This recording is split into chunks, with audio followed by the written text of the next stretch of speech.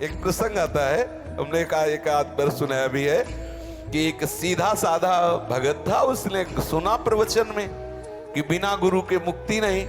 तो उसने कहा कि अब हम तो गांव की गाय चराते हैं, तो अब हम भी ले लें गुरु मंत्र। तो कथावाचक जो पंडित जी प्रवचन करता थे, वो जब कभी भीड़ में जाने की कोशिश करता, उसे रोक दिया जाता। तो उसने सोचा मुझ गरीब की पहुंच इन तक कैसे होगी। तो एक दिन देखा कि शौच गांव के बाहर जाते, पहले लेटरिन की व्यवस्था नहीं थी वो तो गांव अच्छा शौच में 10-20 लोग थोड़ी जाएंगे, अकेले ही जाएंगे ना, कोई रोकने वाला याद लिया।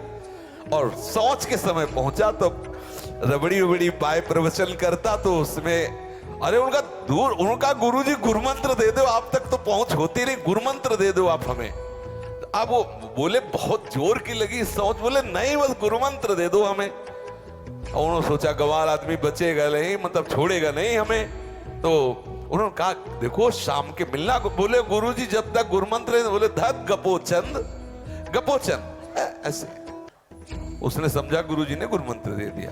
अब वापस हुआ धत गपोचंद शुरू, कमरे में जाके अपने रात दिन वही धत गपोचन। अब बोलो कोई नाम है, गुरुजी का ध्यान और इस नाम का जप, धत गपोचन शुरू। पत्नी जाती कुछ भोजन रख देती तो पाले बस आंख मूंदे, धत गपोचन।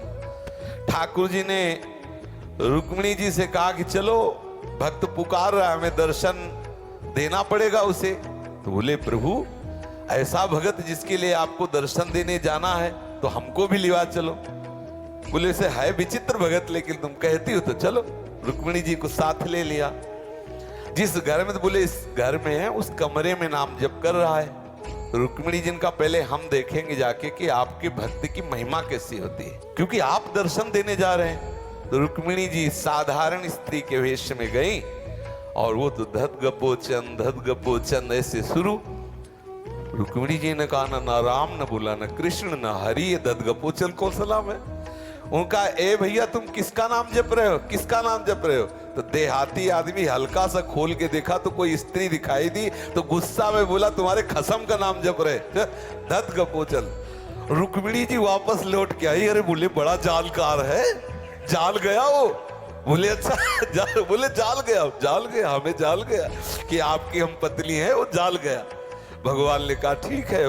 बोले प्रभु आप तो बाद में जाना, पहले हमारे अंदर प्रश्न उठा है, इतने सहस्त्र नाम आपके हैं, कहीं हमने गपोचंद नाम नहीं पढ़ा, ये नाम कब का है। बोले ये तो हमारा बहुत प्यारा नाम है। बोले कब का प्यारा नाम है। बोले एक बार ऐसा हुआ कि हम माखन चोरी जब अपने सखाओं के साथ कर रहे थे, तो एक गोपी ने बहुत ऊंचे में मटकी टांग दिया।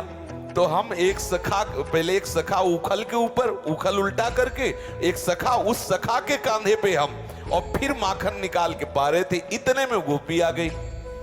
अब गोपी ने कहा कि आज तो तुम बच नहीं सकते, क्योंकि उखल पे सखा, सखा के ऊपर वो कूद सकते नहीं, छोटे से गोपाल जी। तो बोले आज तुझे यशोदा मैया के पास ले जाऊंगी और आज तू पिटे बिना बचेगा नहीं। ठाकुर जी ने कहा क्यों गोपी, तेरा घर है। बोले लो मेरा घर नहीं तो तेरा घर। बोले सच्ची कहते गोपी, मुझे लगा कि मेरा घर है, मैं भूल गया। अच्छा बोले मान लिया तेरा घर है। कन्हैया मान लिया कि तेरा ही घर है, तो ये क्या कर रहा है। बोले जब मैं यहाँ आया तो मुझे भूख लगी, तो मैंने ऐसे देखा तो मटकी में चींटियां रेंग रही थी। मैंने सोचा मैया आएगी, चींटियां निकालेगी, बड़ा समय लगेगा, पहले मैं चींटियां निकाल देता। तो चींटियां निकाल रहा था। बोले ऐसी चींटियां निकालना तो हमने कहीं नहीं देखा, इतने इतने हाथ। तो बोले जिस चींटी में अंगुली रखते वो नीचे चली जाती, तो खबो के निकाल रहे थे। बोले तो फिर मुंह में क्यों लगा है। अब बोले मक्खी आके जब मुंह में बैठती तो हटाने की कोशिश इसलिए इस हाथ से नहीं कर सकते क्योंकि छीका पकड़े हुए हैं, और इसमें था दही। अब नहीं वाली तो ऐसे कर दिया तो मुंह में लग गया, तब उन्होंने कहा धत गपोचल। तो बोले उसी दिल से हमारा ये प्यारा नाम, पर ये हमारे पर्सनल लोग जानते, सब नहीं जानते। अब आप देखो गुरु पर विश्वास करके धत गपोचल जपा, तो ठाकुर जी ने प्रमाणित कर दिया कि ये बात ऐसी। गुरु बोल दे बस वही हमें, गुरुदेव के मुख के वचन हमारे लिए मोक्ष का स्वरूप है। मंत्र मूलम गुरु वाक्यम, मंत्र का स्वरूप क्या है? जो गुरुदेव बोल, जैसा गुरुदेव आदेश करे। सब शास्त्र एक तरफ, गुरुदेव के वचन एक तरफ। गुरुदेव ने कहा ऐसा करना, मुझे वैसे ही करना। मेरे गुरुदेव ने मुझे आदेश किया है कि अपवित्र दशा के अलावा हर समय निज मंत्र का जाप करते रहो। जब शरीर अपवित्र हो तो राधा वल्लभ श्री हरिवंश नाम जप करो, निरंतर निज मंत्र में डूबे रहो।